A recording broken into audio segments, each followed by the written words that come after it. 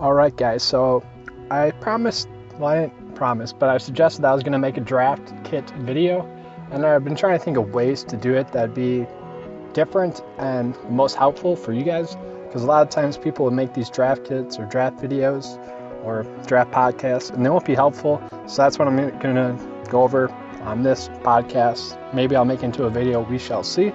But the first thing I want to touch on is just overall draft strategy. There really is not one specific draft strategy that you should follow, and it's for sure not zero RB. If anyone's promoting that, you should probably stop listening to them. That is not correct. That's not even a real draft strategy. It was a real draft strategy like 3 or 4 years ago when receivers were being undervalued, and you could get like 3 of the top 10 receivers in the first 3 rounds.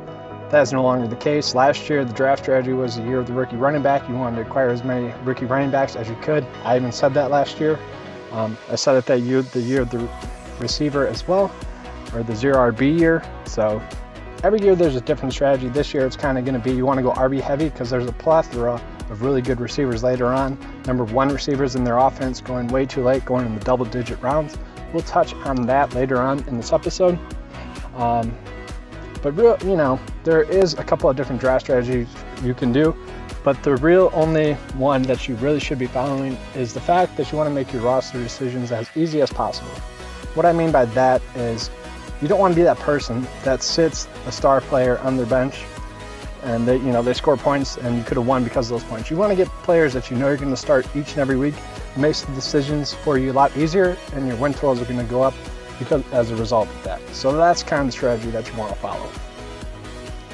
Alright, so kind of how I'm going to do this draft strategy video is I'm just going to go by division and just kind of break down the players, kind of how I see them in terms of fantasy football success this year. And I'm going to start with the Detroit Lions. So with the Detroit Lions, there's really going to be only one rookie or running back that you want to own. That's going to be rookie Kerryon Johnson. Obviously, it's going to be probably a situation where he doesn't see success instantly. It'll probably be around week 6 where he starts to get more looks. Like Garrett Blount might be a factor. I'm not really sure about that. Corey Clement put up just as many fantasy points as Blount did last year, which is something we predicted last year. That's neither here nor there. Amir Abdullah, he's a running back where, let's say, if he went to the San Francisco 49ers, he would be just as good, just as valued as Jerick McKinnon. They're about the same level of talent. So that's just kind of something you want to keep in mind. They both have been, if you give them the workload, they're going to get injured. And that's been proven with Amir Abdullah. He's definitely more injury prone than most running backs. So that's his issue there. And then Theo Riddick, obviously, he will be the passing down running back. But I do think Kerryon Johnson will eventually get that starting job. So if you're going to own a running back from the Detroit Lions, I think it should be Kerryon Johnson. He is going pretty late in drafts, later than he should be, I believe. He's going as like the 3rd or 4th rookie running back taken off the board, and I think that's something you can definitely value in this draft. Getting into the receivers here, there's really a real bad misconception on the receivers for the Detroit Lions. First one I want to touch on is Marvin Jones. He has gotten better each year he's played in the NFL. Yards total wise, it's gone up each year. He did have that 10 touchdown year, and that was kind of a predictor of the success he would have in this league. He's an elite pass catching receiver. He makes plays that most receivers in the league cannot make. So he's really elite in that aspect, but he's not an elite receiver. He's the tier down from that. He's definitely matchup driven, and you kind of saw that last year. People are trying to make it, they're overvaluing Marvin Jones, what he did last year. There's a gap in there where you really want to acquire Marvin Jones because he had 3 to 4 solid weeks of prime time matchups, and you knew that he was going to do well. And we exploited that last year in our fantasy football season. Once those matchups were up, then you saw his fantasy points trend down. So where he probably is going, where he should be in drafts, it's going to be a little bit harder to use because he's not going to be every week starter you're only going to start him on those given matchups. There's only a few receivers in the league that are matchup proof, given like Antonio Brown, DeAndre Hopkins, Julio Jones to an extent. But there's very few of those receivers that are matchup proof, and Marvin Jones is just not one of them. That's why he's not elite. Golden Tate, obviously, he's more reliable. So Golden Tate, he's more reliable, but his ceiling is definitely capped. So if you're targeting Golden Tate, it's going to be in a PPR league. we're going to be touching on a couple of the receivers in the other division. You'd think Stephon Diggs and Adam Thielen they're kind of like the poor man's version of that. Actually, they're very similar, but the Detroit Lions do have Kenny Golladay, who is getting a lot of hype this year. I just don't see him being overly successful. There'd have to be an injury to either Golden Tate or Marvin Jones for Kenny Golladay to step up and have that fantasy success. Right now, he's just not as good as those two. He definitely can be in the future, but right now he's just not there. You see Kenny Golladay getting a lot of hype as a sleeper pick, which he very well could be, but that's just going to be because of injuries occurring. Now, Matthew Stafford, he's definitely a solid quarterback, but I'm not really going to touch on quarterbacks too much because I just sort of think that you can draft a quarterback later on in the draft, and then you can actually just stream a quarterback. So, I'm not going to touch on quarterbacks too much in these videos. Tight end, I'm kind of going to stay away from their tight end situation. You saw previous years with Eric Ebron. It's really not a position that you want to attack. All right, so speaking of the Minnesota Vikings, that is a team that we're going to touch on next. All right, starting out with the running back position, obviously you have Dalvin Cook in there. He will be the star running back for that team. And it might not happen eventually. We're hearing reports right now that Latavius Murray and him are most likely going to split carries. And that's just going to be to start out the season. Obviously, Dalvin Cook is recovering from that ACL injury. So that's going to be – it's a slow recovery, guys. And they're not going to want to give Dalvin Cook that instant workhorse workload, okay? So that is something, you can be wary of. You look at kind of what they did last year with the running back position. You saw that with Latavius Murray right away last year. Jerick McKinnon was the running back that you wanted to own just because of that situation. Murray was a little bit injured, so they kind of worked Murray back into the fold of the running back mix. So that's why McKinnon saw that success early on, and McKinnon's a big play guy. And then it kind of flip-flopped. McKinnon got a little banged up, so then they started to work in Murray a lot more. So that's just kind of what the Vikings like to do. They like to work in their injured, or their running backs that are returning from injury. They like to work them in slowly. But eventually, obviously, Dalvin Cook, he's a really good talent. He will be a 3-down back, so he will be a nice back for you to own as the season goes on. He could be potentially a running back that you could trade for after like week 3. Let's say the owner of Cook starts to, get worried about the workload situation. This is something that we can predict, and it's kind of easier to predict. You can trade for Cook as the season goes on. I do like that strategy. Getting to the receiver situation, it's Stephon Diggs. You got Adam Thielen there as well. Laquan Treadwell, he could be a nice waiver wire pickup if one of those two do get injured. I doubt he will. You have Brandon Seastra there as well. He's probably better than Laquan Treadwell, honestly. So that's kind of just a situation, 2 receivers that you could look for on the waiver wire if Thielen, or let's say if Thielen gets injured, you're going to want to go with Seastra. If Diggs gets injured, you're going to want to go with Treadwell. That's just how it's going to work out. But getting into Diggs and Thielen, I think they're kind of being drafted where they should. It's much like that Lions situation that I just touched on. Diggs is definitely a big play guy. He's definitely the more talented one. Thielen's going to be more of that every week play that you can play, but his ceiling is a lot lower than Stephon Diggs. They both can exploit matchups in a given week. So I do like them both. Tight end Kyle Rudolph, he's a good tight end to own. He should be a top 10 tight end. He's probably going a little bit too late in drafts. He doesn't have that same hype that some of these other tight ends have, but he's going to be a solid, consistent tight end for you. So he's not going to be a bad play. And the tight end position is kind of one where if you don't hit the Zach Ertz pick, you're just going to want to have a solid, consistent tight end, kind of like Kyle Rudolph, where he'll give you maybe 8 good starts out of the year, and that's all you can really ask for. Getting to the quarterback, Kirk Cousins, I think if you're drafting one of Diggs or Thielen, and maybe even Cook to an extent, I think you're actually going to want to get exposure to Kirk Cousins. He's a little bit undervalued right now, I think, as is. You look at where Cook, Thielen, and Diggs are going, and even Kyle Rudolph, his ADP right now just doesn't sort of make sense. I think that is an ADP that you can exploit and get some value, return on investment there. Getting into their defense, obviously I do think it's one of the best defenses in the league. If it can stay healthy, it will be a good one. They're just one of the best teams in the league right now. Getting into the kicker, though, I'm not going to touch on kicker too much in this video or podcast.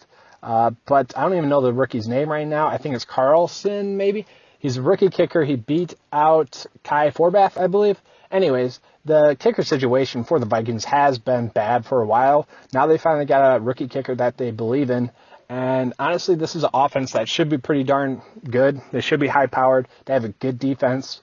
They have a defense that can create turnovers. You think of the Eagles last year, Jake Elliott was a nice kicker to own, and that's just because the team overall was a really solid team with a good offense. I think the same is going to be said for the Minnesota Vikings. He should have a lot of opportunities to kick the ball and, be a nice, solid kicker. I bet he will be a top 10 fantasy kicker for you this fantasy football season.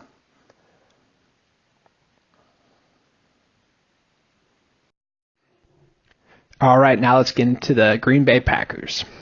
Now, the Green Bay Packers are very interesting, especially because of their running back position. Last year, you saw it when pretty much whoever was the running back for the Green Bay Packers, they were a top 5 running back. You look back on the statistics each week, that is true. I think that could be more of the same. Obviously, not to that extent. I don't think so, but I think they're definitely going to be at least a top 15 back. They could probably slip into a top 10 back. You kind of see that with these high-powered offenses. They all kind of seem to go together with the fantasy output. So a good offense is going to mean that they're going to have a good running back for the most part.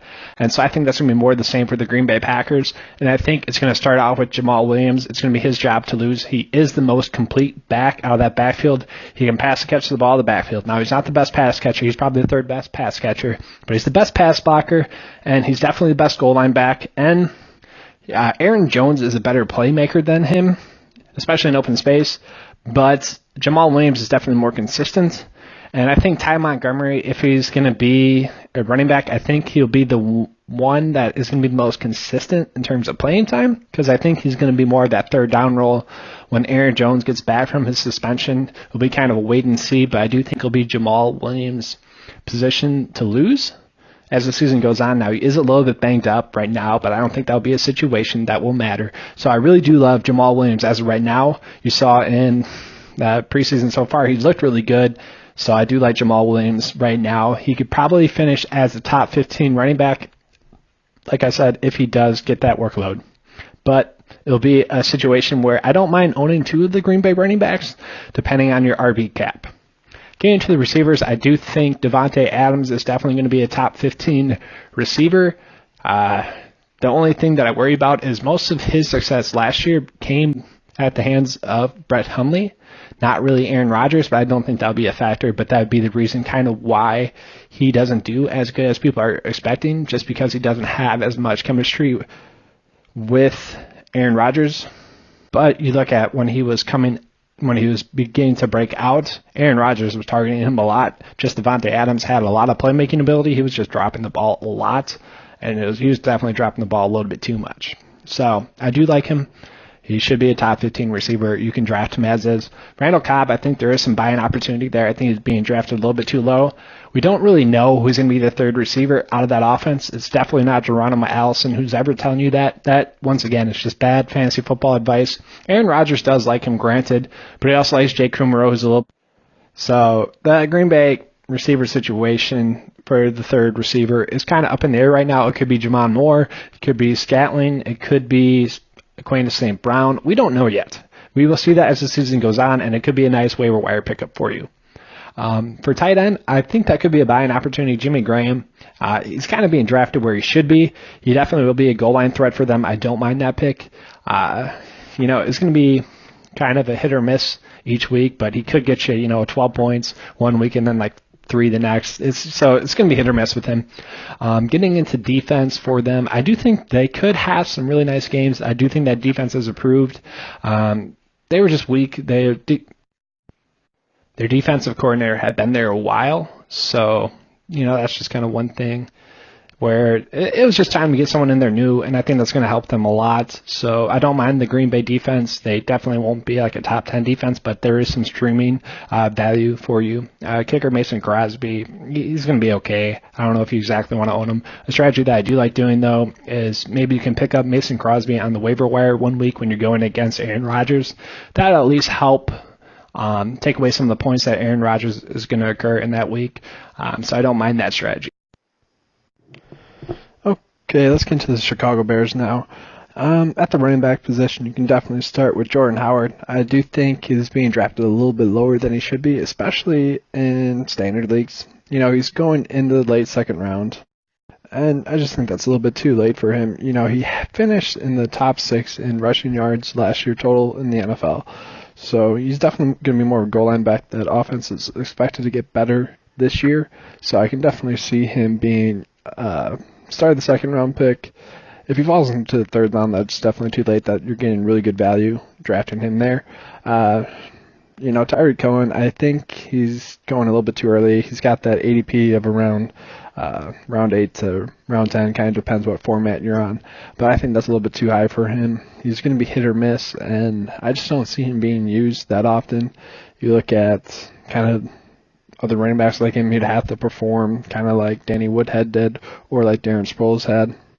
So yeah, I'm mostly going to be staying away from Tyreek Cohen. I don't really think there's going to be a handoff or a handcuff in this backfield, so that's kind of a good thing I think for Jordan Howard because he's definitely their best back. You don't really have to worry about anyone stealing his carries. Getting into receivers here, Allen Robinson, he's currently being drafted in around the 5th round, which I think that's about right for him. He's one of those guys who could definitely hit for you and return value at that ADP. He could be a top 10 receiver again. I don't see that happening this year, especially with Mitchell Trubisky throwing him the ball. Trubisky's a wait and see talent-wise, and I kind of think Allen Robinson's being drafted where he should be. He'll have his weeks where he has good matchups and he can perform, but he also have his bad weeks where he can't take advantage of a certain team because they're better than him. And then getting into the next receiver on the list, that's going to be Anthony Miller. Now, this is where I think you can start targeting the Chicago Bears receivers value-wise. He's being drafted in around the 13th round, and that's definitely a flyer that I don't mind taking. He's looked really good in training camp, and he has some really nice quick feet. He has the ability to get open and create separation, so I do like Anthony Miller. If he becomes a nice play, I can see why. Trubisky could be more of a check-down receiver, which would benefit Anthony Miller more so than Allen Robinson. But the player to own mostly for the Chicago Bears is going to be tight end Trey Burton, currently going around the 8th, 9th round. I do like that ADP for him. He's going to be kind of like the Zach Ertz of this year, I believe. He used to play for the Eagles, so there's a comparison for you. He was always just as talented as Zach Ertz receiving-wise and running routes-wise. He just wasn't as good of a blocker as Zach Ertz, and that's why Zach Ertz had the playing time. So I definitely think this is an opportunity for you to get a nice, solid tight end. I'm going off of some other kind of players to keep an eye on. I do still like Javon Wims. I don't mind that. Maybe you could see Tarquan Mizzle being a player that becomes something if Jordan Howard were to get injured. I'm mostly going to be staying away from the Chicago defense. They might have their weeks where they do well. They haven't looked that good in the preseason thus far, and I'm mostly going to be staying away from their kicker.